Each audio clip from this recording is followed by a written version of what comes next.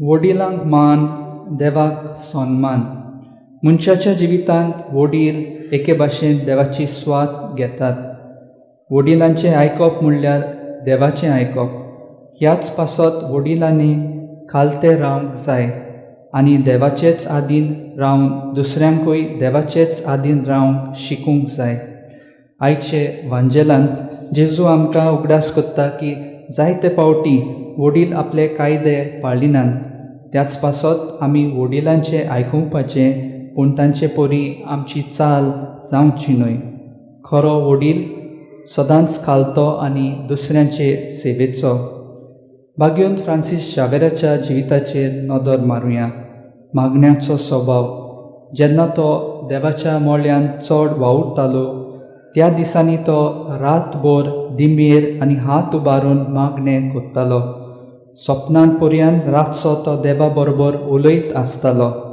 प्रवास कोत्ताना गरजेवंताची सेवा करूंक संदी नासत जाल्यार तो मागण्यांत वेळ सारतालो. जापानाक एकदां हिमांत चलतना ताचे पांय रोगतान भरलोले, पूण तो मागणें करीत तशेंच चलत रावलो.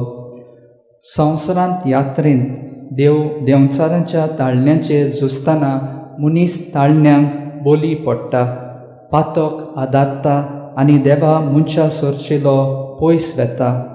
आदाम आनी एवा देवान नेटयलोले बागेंत खुशाल आसली, पूण ताळणेंत पडून पातक केल्या उपरांत देवा सरशी परतूंक विसरली.